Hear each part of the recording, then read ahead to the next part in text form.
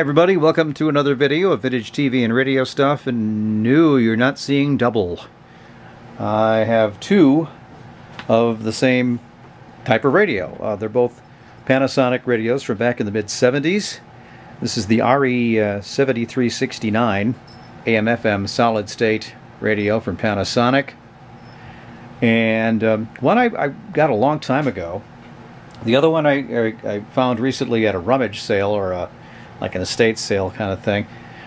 That's the one on the right that cost me $4. I don't know what the other one cost. It was a long time ago when I bought it, so I don't remember. But there's one principal difference between the one on the left and the one on the right. The one on the left works, and the one on the right does not. The volume just does not happen on the Panasonic radio to your right. So what I'll do first is show you around a little bit on the radio that works, the one on the left, and we'll see how it sounds, and then we'll play around with the radio on the right and see if we can't fix it. As you can tell, this is a very simple table radio made by Panasonic. It's got the on-off switch and the volume control.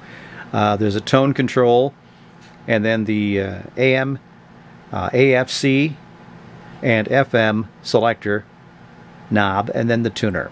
Above that is the AM/FM tuning scale, and I think when you turn it on, it lights up.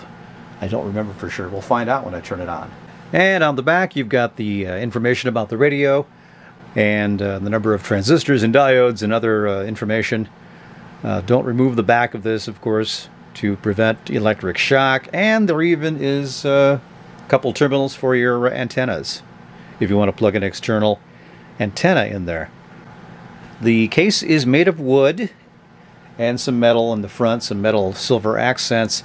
As you can see, it's a little chipped on the back here, and it is sort of a veneer wood, covering to it. So it's not a really fancy schmancy, actual walnut cabinet, but it is made of wood, which is kind of cool. All right, let's go ahead and turn this on. Oh, we start off with some classical music, and it sounds pretty good coming out of that one speaker there. Let's turn it to the bass and see what that sounds like. A little bassier, I guess. Little treblier.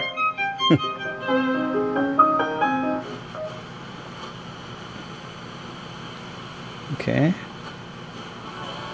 Our sponsor, the National Shrine of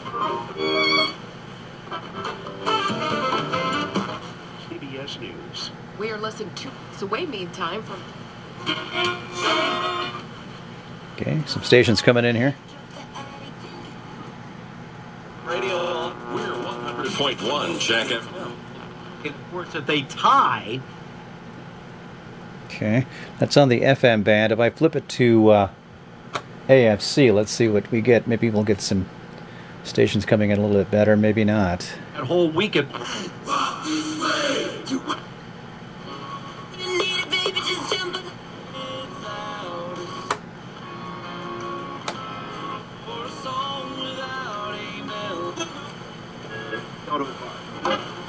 Okay, yeah, it's a pretty good selection of local stations here. AM. Let's see if it gets the one station we have here.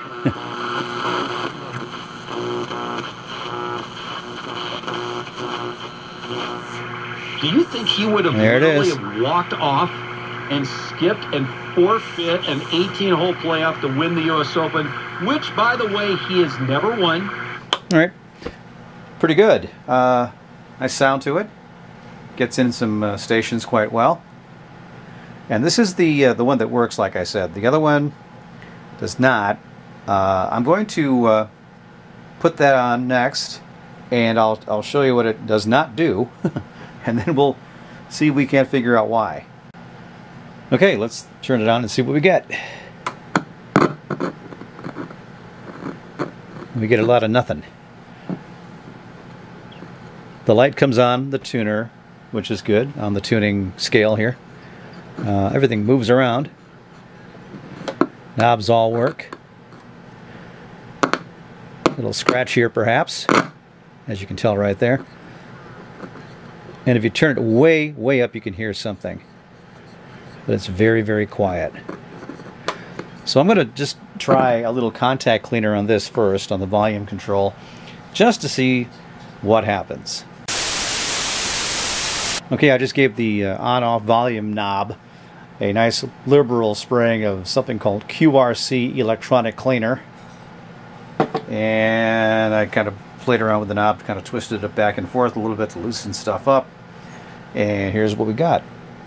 Evening brings together Haydn, Saint-Saëns, and Brahms. Look at plus that. The entr'acte from Bizet. Resurrection album, you know.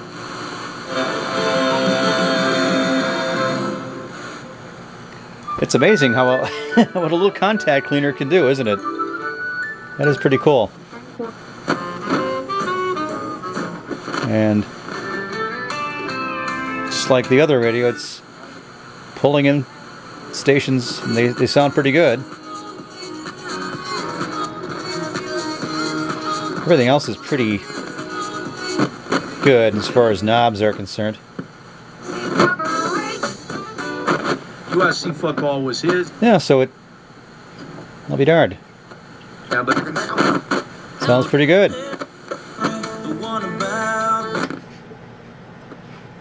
See if we get that AM station. The AM doesn't seem to want to go. Might want to put a little contact cleaner on this one too while I'm at it, I guess, perhaps.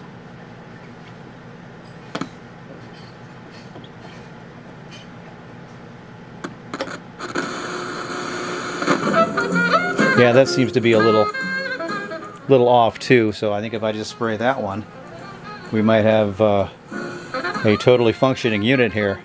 It is still kind of scratchy though, as you just noticed when I turned it off, and it does have that lingering kind of strange sound when you turn it off that it just doesn't want to shut off, like a car engine that just keeps on chugging along once you turn the ignition off.